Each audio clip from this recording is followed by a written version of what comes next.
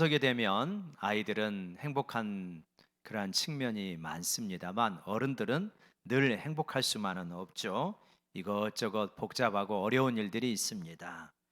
특히 아들보다는 며느리가 아무래도 더 힘들 때가 많겠지요. 이런저런 사정으로 몸도 지치고 마음이 힘들 때 누군가하고 이야기를 해야 되는데 그때 이제 남편이 그 좋은 대화의 상대가 되면 얼마나 좋겠습니까?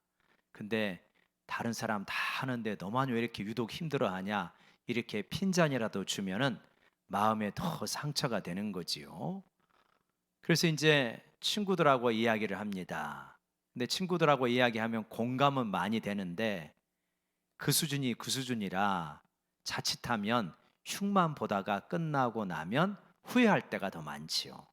오히려 그러할 때는 지혜 있는 목소리를 들려줄 권사님이나 성숙한 어른들하고 이야기하는 게 나을 때가 많습니다.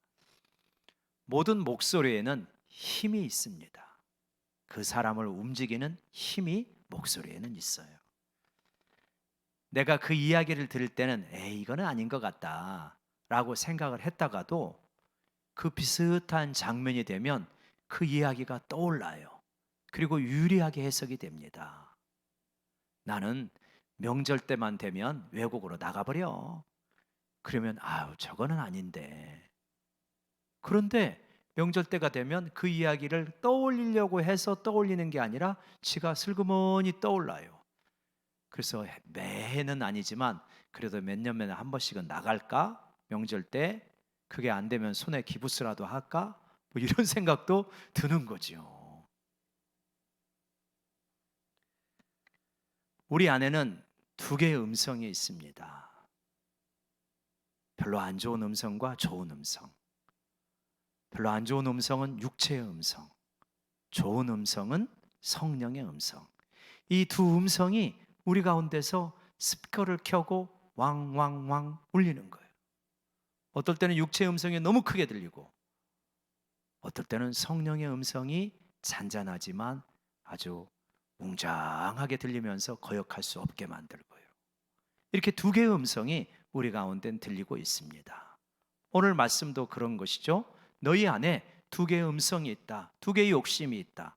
두 개의 갈망이 있다. 하나는 육체의 욕심, 육체의 갈망, 육체의 소욕이라고 말하고 있죠.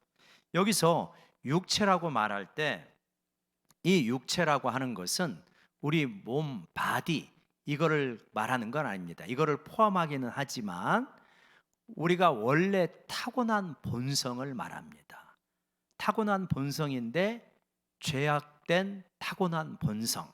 그래서 영어로는 simple nature 이렇게 표현을 합니다. 죄악이 가득한 본성 이런 거죠. 그 본성을 타고났어요. 얘가 우리가 육체를 가지고 살아있는 한은 목소리를 중단하지를 않습니다. 계속 나에게 소리를 내는 거예요. 이거 해라, 저거 해라, 이거 하고 싶잖아, 저거 하고 싶잖아. 얘가 끊임없이 소리를 냅니다. 육체의 소욕인 것이죠. 그런가 하면 이것만 있는 게 아니죠. 성령의 소욕도 있습니다. 성령이 또 우리 가운데 오셔가지고 예수님을 믿을 때 거듭나게 하고 새로운 본성을 우리에게 주셨어요. 갖고 새 본성을 따라 목소리가 들리게 됩니다. 사랑하는 아들아, 사랑하는 딸아, 이렇게 해야지. 이렇게 거부할 수 없는, 부드럽지만 거부할 수 없는 그 음성이 또 한편에 들리는 거예요. 근데 이 둘이 같이 갈 수가 없어요. 상극입니다. 누이 좋고 매부 좋고 이렇게 할 수가 없어요. 하나를 만족시키면 하나는 화를 내게 됩니다. 그렇게 돼 있어요. 육체의 소리를 들으면 성령이 말할 수 없이 탄식하고요. 성령의 음성을 들으면 육체가 분노하면서 서서히 사라지게 되어집니다. 이 갈등이 우리 안에 있어요. 예수 믿는 사람에게는 이 갈등이 누구에게나 있습니다. 예수를 안 믿는 사람들도 자기 육체의 욕심과 양심 사이에 작은 갈등은 있어요. 그러나 우리들은 훨씬 강합니다. 우리는 양심의 소리 정도가 아니에요. 성령의 음성이거든요. 그러니까 훨씬 강합니다. 간혹 이런 분들이 있어요. 목사님, 예수 믿기 전에는 편했는데 예수 믿으니까 머리가 너무 복잡해요. 왜 이렇게 신경 쓸 게 많고 왜 그렇게 마음이 안 편한지 모르겠어요. 이런 분 있어요, 없어요? 있죠. 예수 믿으면서 더 복잡해졌다는 거예요. 왜 그런 거냐? 예전에 예수 안 믿을 때는 내 마음대로 했거든요.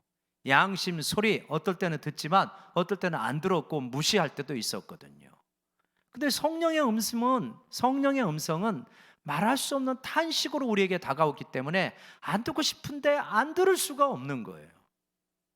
그러니까 번민이 많은 거예요, 번민이. 이러지도 못하고 저러지도 못하고. 그래서 예수 안 믿기보다 훨씬 마음이 복잡하다. 근데 이거는 과정입니다. 과정이에요. 성령의 음성을 자꾸 들으면서 우리가 이제 새로운 본성을 따라가기 시작하면 육체의 음성은 자꾸만 줄어듭니다. 그러면 훨씬 더 예수 믿는 게 편안해져요. 이렇게 편안하고 자유로운데 왜 그렇게 육체를 따라갔을까 하는 경지에 어느 정도 이르게 되어집니다. 처음에는 육체의 음성을 듣는 게 10번이었다가 이제 신앙이 자라면 8번, 6번, 4번, 2번 이렇게 줄어드는 거죠. 그러니까 줄어들면 줄어들수록 내가 훨씬 자유로워지는 거예요. 훨씬 평화로워지는 거예요. 그래서 자꾸 깨닫는 겁니다. 야, 예수 믿는 게 이렇게 좋은 거구나. 여러분, 예수 믿는 게 너무 좋다고 고백할 수 있는 우리 모두가 되기를 원합니다. 근데 이 갈등은 우리 같은 평범한 수준의 성도뿐만 아니라 영적으로 굉장히 깊이가 있었던 사도 바울도 갈등이 있었습니다. 우리보다는 더 심각했지요. 그래서 어떤 갈등을 했냐? 그는 이렇게 갈등을 했죠. 로마서 7장 21절부터 23절까지 보게 되어지면 이렇게 말하고 있습니다. 로마서 7장 21절부터 23절까지 보면 그러므로 내가 한 법을 깨달았노니 곧 선을 행하기 원하는 나에게 악이 함께 있는 것이라. 내 속사람으로는 하나님 법을 즐거워합니다. 근데 내 겉사람인 내 지체 속에서 한 다른 법이 내 속사람 내 마음의 법과 싸워가지고 내 지체 속에 있는 내 육체 속에 있는 죄의 법으로 나를 사로잡는 것을 보는도다. 아마 이 표현이 기가 막히게 내 마음을 잘 묘사하고 있구나 이렇게 느껴지시는 분이 많을 거예요. 분명히 내가 원하는 것은 속사람으로는 하나님의 법으로 살고 싶어요. 근데 겉사람 내 육체 속에서 행사하고 있는 죄의 법 아래 굴복이 되는 거예요. 이 갈등이 고조가 되어집니다. 고조가 되면서 이렇게 탄식을 해요. 로마서 7장 24절 말씀 같이 한번 읽어볼까요? 시작. 오라 나는 곤고한 사람이로다. 이 사망의 몸에서 누가 나를 건져내랴. 도대체 이 사망의 몸에서 누가 나를 건져낼 수 있겠는가? 이게 로마서 7장의 마지막 부분이에요. 그런데 8장에서 완전히 바뀌죠. 뭐가요? 생명의 성령의 법이 죄와 사망의 법에서 우리를 해방하였다라고 이렇게 감탄 부호를 찍으면서 해방의 선언을 하고 있습니다. 이게 우리의 실존인 거죠. 이 육체의 일 참 고달픈 건데 육체의 일은 모호하지 않습니다. 굉장히 분명하다고 성경에서 말하고 있습니다. 육체의 일은 여러 가지가 있는데 크게 네 분류로 나눌 수 있습니다. 우리 한번 갈라디아서 그 부분을 같이 좀 보시면 어떤 것들이 있습니까? 먼저는 성의 범주가 있죠. 성적인 죄가 있습니다. 16절에 보면 육체의 일은 분명하다. 19절에 보면 육체의 일은 분명하니 곧 음행, 더러운 것, 호색. 이게 육체의 일입니다. 불법적인 온갖 성행위를 말하는 거예요. 우리 사회가 굳이 나열을 하고 적시를 하지 않아도 얼마나 이러한 성적인 문제가 많은지 잘 아실 것입니다. 얼마나 우리 사회가 타락했는지 모릅니다. 특히 요즘 우리 한국 사회에서는 영화라든가 드라마라든가 혹은 어떤 강의라든가 이런 걸 통해 가지고 성소수자의 인권 이거를 보호해야 된다 라고 하면서 이러한 것을 정당화하거나 미화하는 그러한 경우들이 있는 것을 우리는 보게 되어집니다. 그럴 때마다 굉장히 우려를 표시하지 않을 수 없어요. 도대체 우리 한국 사회가 어떻게 될 것이냐. 실제로 우리 미군 부대에 근무하였던 우리 집사님, 미군 부대 병원에 근무하였던 우리 집사님이 계셨는데, 거기에 이제 그 병원에 원장님이 왔어요. 원장님이 와가지고 와이프 모임을 하는데, 그 원장님 부인이 남자예요. 남자가 와이프 모임을 주선하는 거예요. 병원 닥터들의 이 부인 모임을. 그렇게 되는 거예요. 이걸 가야 되는지 말아야 되는지 우리 집사님이 굉장히 곤란해서 이야기하셨다고, 그런 이야기를 우리가 들었어요. 아주 비정상적이고 이상한, 하나님이 분명히 아니라고 하는데 아니라는 거예요. 하나님이 아니라고 해도 그거는 옛날 사고방식이지, 내 성소수자의 인권을 존중해다오, 나의 성적 기호를 인정해다오, 이런 사람들이 자꾸만 많아지면 이 사회가 어떻게 되겠습니까? 굉장히 우리는 이런 부분에 대해서 탄식을 하면서, 우리는 아무리 세상이 뭐라고 하더라도 우리는 그거는 아니다, 하나님이 그거는 아니라고 하신다, 우리는 이렇게 선명하게 선언해야 할 줄로 믿습니다. 종교적인 범주가 있어요. 우상 숭배하고 주술이 나옵니다. 주술이라고 하는 것은 뭐냐면 점치는 겁니다. 그래서 명절이라고 해서 혹시라도 사주팔자 보고 뭐 그런 거 하면 안 됩니다. 타로점, 무슨 뭐 별자리점, 이런 거 다 엉터리입니다. 자칫하다가는 귀신하고 접목이 되어질 수가 있는 거예요. 그래서 명절이라고 해서 재미로 장난으로 이런 거 하면 안 된다. 우리 믿는 사람들은 오직 말씀 붙들고 살아야 됩니다. 조금만 더 나아가면 이제 이런 거 굉장히 조심해야 됩니다. 레위기 19장 28절에 하나님께서 이렇게 말씀하셔요. 죽은 자 때문에 너희 살에 문신을 하지 말며 문의를 놓지 말라. 나는 여호와니라. 나는 여호와 하나님이다. 죽은 자 때문에 너희 살에 문신하지 마, 문의 놓지 마. 이게 하나님의 뜻이에요. 물론 죽은 자 때문에 라고 이렇게 설명하는 부분이 있어요. 그러니까 죽은 자를 숭배하는 차원에서 문신을 하고 그랬던 이 고대인들의 모습을 경고하는 거지만, 분명하게 문신하지 마라, 문의 놓지 말라, 이렇게 말씀하고 있잖아요. 그러니까 이제 눈썹이 너무 없어가지고 눈썹 문신을 하는 정도야 우리가 이해할 수 있지만, 온몸에 용 그리고 호랑이 그리고 뭐 그리고 또 막 둘이 사랑한다고 막 또 영원한 너부 해가지고 이렇게 했다가 나중에 한쪽 지우고, 그거 참, 아니 젊어서는 살이 탄력이 있고 팽팽하기 때문에 그러게 좀 그거 봐줄만 하지만, 이 살이라는 게 조금만 지나면 탄력이 약해져요. 그럼 모양도 흉해집니다. 미용상으로도 건강상으로도 안 좋고, 영적으로는 하나님이 아니다 라고 하시는 거예요. 그러면 우리 나이 드신 분이야 그럴 리 없겠지만, 우리 자녀들도, 우리 어린 자녀들도 하나님이 이거 금하시는 거야, 분명하고 단호하게 우리 자녀들에게 잘 가르쳐야 될 줄로 믿습니다. 그래서 하나님이 하라는 것만 하기도 부족한 세상인데 왜 하나님이 하지 말라는 것을 하면서 안 좋은 길을 가는지 탄식할 때가 많아요. 그 다음에 이제 사회적인 범주의 육체의 행위들이 나옵니다. 여러 가지가 나오죠. 원수 맺는 거, 분쟁, 시기, 분냄, 당짓는 거, 분열, 이단, 투기, 이런 것들이 나오는데, 이 이단이라고 하는 것은 분파라고 다른 성경에서는 번역해요. 그러니까 꼭 종교적이라고 하기보다는 인간관계의 제약들, 시기하고 질투하고 분쟁하고 싸우고 이런 거 다 육체의 일이라는 거예요. 이런 거를 멀리 해야 되는 거예요. 그리고 마지막으로 음주의 범죄가 있죠.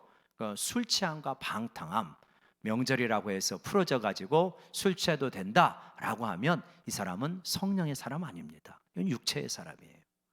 이렇게 육체의 소욕을 따라 가지고 육체의 행위를 하게 되면 무슨 결과가 있습니까? 그 결과는 심각합니다. 가볍지 않아요. 뭐라고 합니까? 21절에 보면 이런 일을 하는 자들은 하나님의 나라를 유업으로 받지 못한다. 즉 천국에 들어가지 못한다. 천국 상속받지 못한다. 많이 분쟁하는 분이 있습니까? 많이 성내는 분이 있습니까? 많이 투기하는 분이 있습니까? 굉장히 심각하게 받아들이셔야 돼요. 아, 내가 이러다가 천국 못 들어가는구나. 이렇게 경고를 받아야 됩니다. 아우, 한두 번 이거 안 하고 살 수는 없잖아요. 그런 분이 있겠죠. 성경이 그걸 모르시겠습니까? 성경에서 이렇게 말하고 있습니다. 이 구절을 공동 번역으로 말하면 이렇게 번역이 되어 있어요. 공동 번역 한번 보여주시면, 한번 같이 읽어볼까요? 시작. 이런 짓을 일삼는 자들은 결코 하나님 나라를 차지하지 못할 것입니다. 그러니까 이런 짓을 실수로 한두 번 했다, 너무 성질 나가지고 한 번 화냈다, 그러면 못 들어갑니까? 아니, 그런 의미가 아니잖아요. 이런 짓을 일삼는 자들은, 그래가지고 자기 인격화돼 버린 사람들은 결코 하나님 나라를 차지하지 못하게 됩니다. 왜냐하면 하나님 나라는 의의 나라요, 절제의 나라요, 경건한 나라이지 마음대로 방탕한 사람들이 다 차지할 수 있다? 그게 무슨 하나님 나라입니까? 하나님 나라 다 더럽히겠죠, 그런 사람이 갔다가는. 그래서 그럴 리 없겠지만 혹시라도 누군가가 지금 성령의 어떤 깨우침 가운데서 너 그런 일을 일삼다가는 하나님 나라 못 들어간대 라고 하는 경고의 음성이 들린다면 지금 이 시간 여러분의 그 죄에서 돌이키시기를 간절히 축원합니다. 돌이키셔야 돼요. 낭떠러지가에서 이 균형 잡으면서 이렇게 가는 사람들 있잖아요. 이러고 있는 거예요. 떨어지면 잡을 게 하나도 없어요. 육체의 죄를 일삼다가 떨어지면 붙잡을 게 하나도 없습니다. 그때 아이고 내가 그때 돌이킬 걸 해도 이미 때는 늦어요. 지금입니다. 다음 주 예배를 드릴 수 있다는 확신이 아무에게도 우리는 없어요. 사실은 보장된 사람은 아무도 없습니다. 성령님이 지금 너 돌이켜야 돼 라고 한다면 회개하고 하나님 앞에 용서를 구하면 하나님은 기꺼이 용서해 주시는 줄로 믿습니다. 그리고 우리를 받아주셔요. 얼마나 좋으신 하나님인지 몰라요. 빨리 돌이키라는 거예요. 우리가 갈라디아서의 맥락을 잘 이해하고 있습니다. 갈라디아서 주제가 뭡니까? 율법을 행함으로 의로워지는 것이 아니다, 예수 그리스도를 믿음으로 의로워지는 것이다. 이 말씀을 반복해서 해왔잖아요. 이 맥락 가운데서 지금 육체의 행위를 이야기합니다. 이 두 가지를 잘 조화를 시켜야 돼요. 믿음으로, 예수 그리스도를 믿음으로 의로워진 우리들은 육체의 행위를 일삼는다면 하나님 나라에 들어갈 수가 없고, 그 사람은 예수 그리스도를 제대로 믿은 것이 아니고 가짜로 믿은 것이다, 이 결론인 거예요. 예수 그리스도를 믿어서 의롭게 된 사람들은 성령을 따라서 행하기 때문에 성령의 열매를 맺는 것이고, 이게 진짜 믿음으로 의로워진 사람이다. 이렇게 앞부분과 뒷부분을 균형 있게 조화롭게 매칭을 시켜야 그게 온전한 신앙이 되는 거죠. 율법의 행위로가 아니라 예수 믿어 의롭게 된데, 아우 뭐 육체 행위 정도야 상관없어, 해도 좋지만 안 해도 상관없어, 이거 큰일 나는 것입니다. 자신을 속이는 겁니다. 이러한 행동을 하는 사람들은, 이러한 짓을 일삼는 사람들은 하나님 나라를 차지할 수 없습니다 라고 하는 이 경고를 우리가 분명히 드려야 되는 거죠. 그래서 우리는 예수 그리스도를 믿어서 의롭게 되었기 때문에, 성령으로 의롭게 되었기 때문에 성령님과 동행하는 겁니다. 성령님과 동행해요. 동행하면 어떤 일이 생기느냐? 열매가 맺혀요. 성령이 우리에게 주시는 것은 은사가 있고 열매가 있습니다. 은사는 예수 믿으면서 즉각적으로 주시기도 해요. 아직 준비가 안 됐는데 불 받기도 하고요, 아직 준비가 안 됐는데 방언 터지기도 합니다. 그건 즉각적으로 성령께서 뜻하시는 때에 그냥 주시는 거예요. 열매는 다릅니다. 열매는 맺히는 거예요. 열매는 시간이 가서 맺히는 겁니다. 씨 뿌리고 싹이 나고 줄기가 자라고 꽃이 피고 열매가 맺히지 않습니까? 최소한 몇 개월, 몇 년에 걸쳐서 열매가 맺히는 거예요. 그러니까 우리에게 있어서 은사도 소중하지만 더 소중한 것은 뭐냐? 열매다. 은사를 받고 타락하는 사람은 있어도 열매를 맺고 타락하는 사람은 별로 없습니다. 그러기가 어려워요. 왜냐? 성령과 쭉 동행해 왔기 때문에 인격화된 거거든요. 여기 보세요. 이게 다 인격적인 거거든요. 인격으로 맺히는 것이다 라고 말하고 있습니다.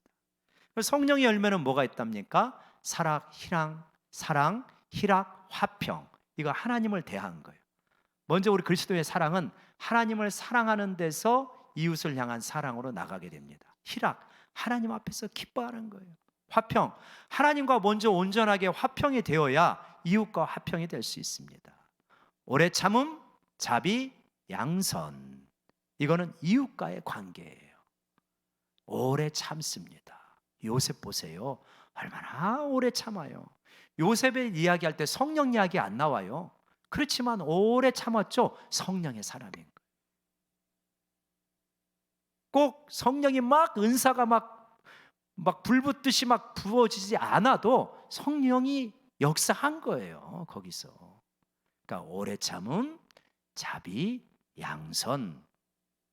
이웃과의 관계 속에서 나타나는 열매고, 충성, 온유, 절제. 내 자신과의 관계 속에서 나타나는 열매입니다. 내가 충성을 다하고요. 그리고 절제하고 온유하고 그런 것이죠. 바로 이러한 열매들이 맺힙니다. 이게 집합을 나타내는데 단수 명사예요. 그러니까 집합을 나타내는 단수 명사. 그러니까 과일로 비유하자면 사과, 배 이런 거 하나씩 맺히잖아요. 근데 요즘 포도 많이 먹잖아요. 포도는 같이 맺히는 거예요. 같이 맺히는. 그러니까 조금 알갱이의 차이가 있을 수는 있지만 같이 다 맺히는 것이다. 그러니까 사랑하는 사람이 기쁨이 없을 수 없고, 혼자서는 기뻐하는데 맨날 싸운다? 이거 가짜인 거죠. 성령의 열매가 아닌 거죠. 성령 그렇게 같이 맺히는데, 열매라는 이 단어에서 느끼는 것처럼 육체는 행위입니다. 그러니까 내가 하는 거예요. 근데 성령은 열매예요. 그러니까 성령이 맺게 해주시는 거예요. 성령님과 같이 가면은 성령님께서 알아서 맺게 해줘요. 그러니까 알아서 기뻐져요. 내가 막 기뻐해야지 해가지고 기쁜 게 아니라 성령이 충만하면 기쁨이 안에서 이렇게 흘러나오는 줄로 믿습니다. 내가 원래 이렇게 기쁜 사람이 아닌데 왜 그렇게 기뻐하죠? 성령이 주시는 거예요. 성령이 주시는 거예요. 나는 절제가 어려운 사람인데 주님과 따라가면 희한하게 절제가 조금씩 되어져요. 나는 그렇게 자비가 많지 않은 사람인데 성령님과 동행하면 자비가 생겨나게 됩니다. 참 좋죠. 성령의 열매가 맺히면 너무 좋습니다. 예수 믿는 기쁨이 뭔지를 알게 되는 거죠. 어떻게 하면 우리가 그 무서운 육체의 열매에서 벗어나서 성령의 열매를 하나님 맺히며 살아갈 수 있을까? 우리 모두가 바라는 부분인데요. 3단계가 있습니다. 한번 따라오겠습니다. 첫 번째, 믿으라. 성령이 우리 안에 와 계신 것을 믿으라.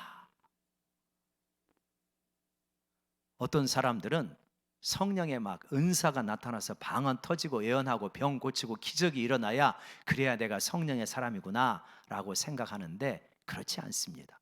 그러한 은사 귀합니다.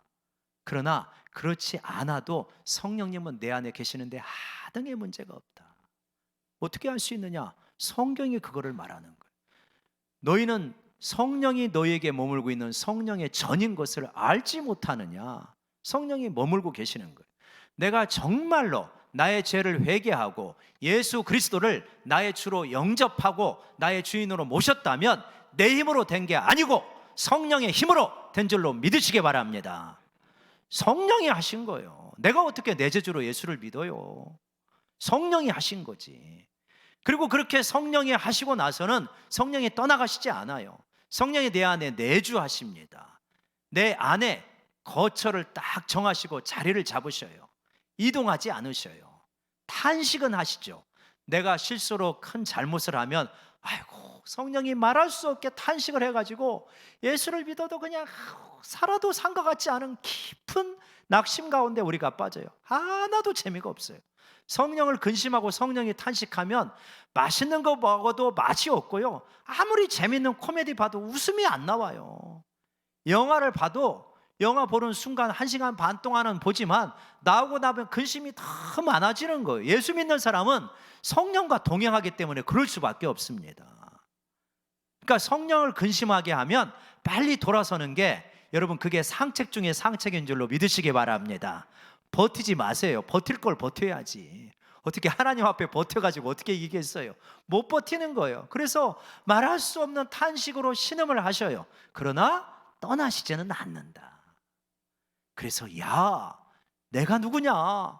내가 성령의 사람이구나. 성령이 내 안에 계시는구나. 성령님이 떠나시지 않구나.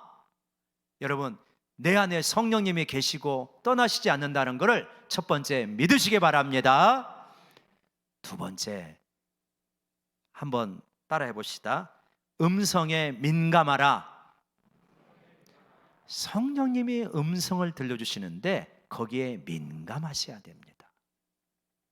둔하시면 안 돼요. 민감하셔야 돼요. 엘리야라는 선지자가 있었습니다.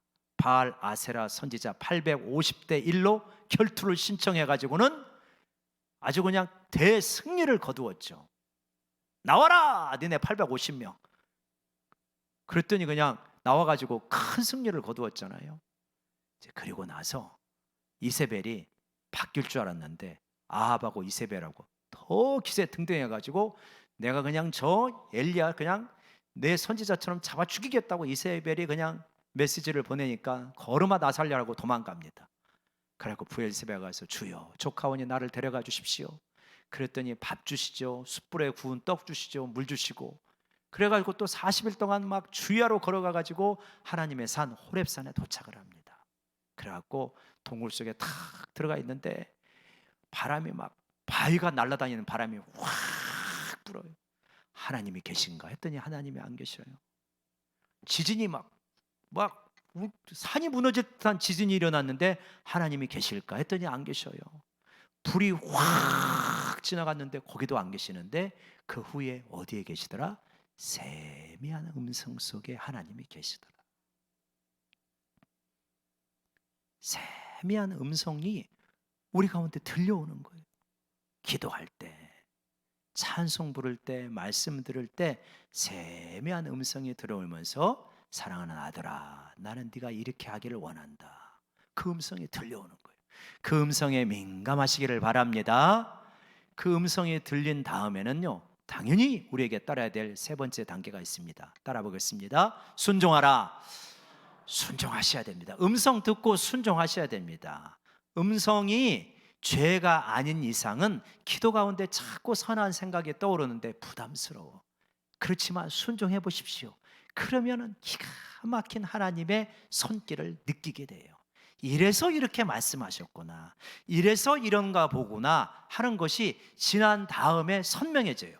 들을 때 선명해지지는 않아요. 사실은 들은 다음에 순종을 해봤더니 이래서 이렇구나, 이것이 있어야 예수 믿는 재미가 있습니다. 여러분, 맞아, 이렇게 하는 게 하나님 믿는 거야, 하나님이 나하고 함께 하시네, 이렇게 되는 거예요. 한 두 가지 예를 듣고 마무리를 하고자 합니다. 첫 번째는 저 개인의 경우라 좀 조심스럽지만 제 자랑하는 건 아니고 하나님이 이렇게도 사용하시는 것 같더라 하는 거고, 두 번째는 우리 공동체 이야기입니다. 제가 기도하는데 후배 목사님이 자꾸 떠올라요. 개척하고 있는데 좀 어려운 것 같아요. 근데 이제 제가 코칭을 배웠기 때문에 이분하고 코칭을 하는 게 좋겠다 해서 전화를 드리고, 그래서 목사님, 내가 이런 마음이 들어서 전화를 드렸는데 괜찮으시면 뭐 얼마든지 괜찮다고 말씀하시고, 목사님이 기꺼이 하고 싶으시면 저하고 한 5회든 10회든 이렇게 이야기하는 시간을 좀 가졌으면 좋겠습니다. 어떨까요? 했더니 자기 너무 좋다는 거예요. 그래가지고 이제 한 10회 정도 쭉 일주일에 한 번씩 이런 대화의 시간을 쭉 가졌어요. 그리고 나서 하면서 왜 그런가를 알았어요. 이분이 많이 지쳐 있었어요. 목회를 그만둬야 되나 할 정도로 많이 지쳐 있는 가운데 하나씩 가닥을 잡았어요. 그래서 아마 이렇게 했는가 보다 싶었어요. 근데 하나님의 뜻은 더 있더라고요. 조금 지나다가 조금 지나서 연락이 왔어요. 목사님, 어느 교회로 갈 것 같아요. 그래가지고 거기 가서 설교하시게 되었다는 걸 잘 하시고 오시라고. 그러더만 거기로 가셨어요. 지금의 환경보다는 여러 가지로 목회하기가 더 훨씬 좋고, 여기서는 뭐 경제적으로도 참 어려웠는데 상당 부분이 해결되어지는 이제 그런 부분으로 가시게 되었어요. 그때 제가 깨달았어요. 아, 하나님께서는 몇 개월 후에 이분을 여기 보내시려고 하셨구나. 근데 지금 이렇게 지쳐 있어서는 안 되는 거예요. 그러니까 박 목사님, 네가 가가지고 네가 가서 좀 잘 위로하고 가닥을 좀 잡고 좋은 자질이 있는 분이니까 네가 좀 준비 좀 시켜라. 그러셨던 것 같아요. 그래가지고 상당히 준비가 돼가지고 지금 거기로 가셨어요. 그때 깨달은 거예요. 야, 하나님이 나 같은 사람도 사용하셔가지고 이렇게 하나님의 일을 하시는구나. 기뻤죠. 감사했죠. 하나님께 영광을 돌렸죠. 어제 남연희 집사님이 소천하셨습니다. 원래 남 집사님께서 병원에서 암 진단을 받으셨을 때 3개월밖에 못 사신다, 이런 평가를 받았어요. 근데 3년을 사시고 소천하셨습니다. 이분이 젊었을 때 신앙생활 하시다가 일하시느라고, 식당 하시느라고 오랫동안 식당 경영하시다가, 그리고 이제 노년이 되어서 교회로 다시 돌아오셨죠. 아마도 하나님께서는 우리 남집사님의 신앙을 굳건하게 세우시기를 원하셨던 것 같아요.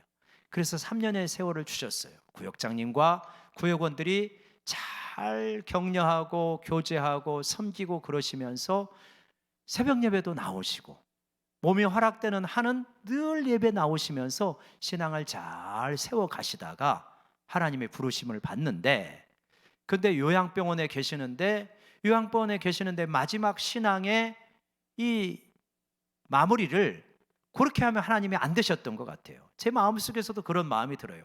꼭 가가지고 마지막으로 복음을 한 번 더 전하고 싶은데, 근데 그 며느님하고 이야기를 했는데 면회를 한 번 갔는데 방호복 입고 갔대요. 그리고 가족 2명밖에 못 들어가고, 그러니까 저한테 순번이 안 오는 거죠, 교역자한테. 근데 이 가족들이 의논을 해서, 아유, 이렇게 정말 만날 수도 없고 이렇게 있는 것보다는 집에서 마무리를 하시는 게, 가족들이 보는 가운데서 계시다가 가는 게 낫겠다 생각을 해가지고 집으로 모셔와고 연락이 와가지고 급히 갔습니다. 가가지고 복음을 전하고, 근데 가셨는데 눈빛이 벌써 흐려요. 그래서 며칠 못 가시겠구나. 제 욕심은 명절 지나고 가시면 좋겠다 했는데 하나님 뜻은 안 그러셨는가 봐요. 그래서 이제 예배를 드리고 다음 날이 되었는데 이제 오래 못 가실 것 같다고 옷 갈아입었다고 그래요. 그래서 또 다시 가서 예배를 드리고, 그리고 이제 복음을 전하고 기도하고, 그러면서 그렇게 말씀드렸죠. 아버지 집에 가시니까 두려워하지 말고 떠나셔라. 천사가 오고 주님의 품이 보이면은 두려워 말고 그분 손잡고 가시면 된다. 어둠의 세력들하고는 절대 손도 마주하지 말고 오직 빛을 따라가셔라. 주님을 향해 가셔라. 두려워하지 말고 아버지 집에 가셔라. 저는 그렇게 느껴요. 하나님께서 남집사님을 너무 사랑하시기 때문에 이 신앙을 다질 수 있는 기회, 그리고 마지막 신앙의 피리어드를, 마침표를 찍을 수 있는 시간을 이분에게는 특별히 주시는구나. 그리고 하나님 품으로 가셨어요. 가신 거는 안타까운 일이지만 어차피 가시는 거는 누구나 가는 거잖아요. 신앙으로 마무리를 잘 할 수 있고, 드물거든요. 연 이틀 가시기 전에 연 이틀 예배 드리고 가시는 경우, 그리고 예배 드리고 몇 시간 전에 예배 드리고 몇 시간 만에 떠나시는 거 드물잖아요. 아쉽지만은 좋은 마무리를 이 땅에서 하실 수 있는 은혜를 하나님께서 허락해 주셨다. 왜 그럴까? 우리 구역 친구들이 간절히 기도하고 새벽마다 기도하고 그랬기 때문에 하나님께서 성령으로 그렇게 인도해 주신 줄로 믿습니다. 우리 안에는 육체와 성령이 이렇게 싸우고 있어요. 육체의 스피커가 있고 성령의 스피커가 있습니다. 육체의 스피커를 계속 들으면 육체의 행위를 하게 되어 있습니다. 성령의 스피커 소리를 계속 들으면 성령의 열매를 맺게 되어 있어요. 우리는 갈등할 때 에이 육체 전원 꺼버렸으면 좋겠다 이런 마음이 들지만 불가능합니다. 살아있는 한은, 이 몸을 가지고 있는 한은 육체 전원을 끌 수가 없어요. 그러니까 할 수 있는 거는 최대한 볼륨 다운, 볼륨을 줄이는 거예요. 그리고 성령의 볼륨은 맥시멈으로 키우는 거예요. 그래서 성령을 따라가는 것입니다. 성령을 따라가면은 성령의 열매가 맺히고 성령님이 인도하신 대로 가나보면 예수 믿는 게 신나지는 거예요. 하나님께서 나를 통해서 이렇게 일하시는구나 하는 걸 깨닫게 되니까. 명절이잖아요. 힘들기만 한 시기가 아닙니다. 좋은 훈련의 장이에요. 육체의 소리를 거부하고 성령의 음성에 민감하게 반응하면서 하나님께서 나를 통하여서 우리 가족의 구원을 이루고 우리 가족을 위로하고 우리 가족을 새롭게 할 수 있는 좋은 훈련의 장도 되어진다. 여러분, 이 명절에 성령을 따라 행하여서 승리할 수 있는 그러한 우리 모두가 되시기를 주의 이름으로 축원합니다. 그래서 명절에 오히려 더 은혜 받았어요 라고 말할 수 있는 우리 모든 식구가 되시기를 원합니다. 기도하겠습니다. 하나님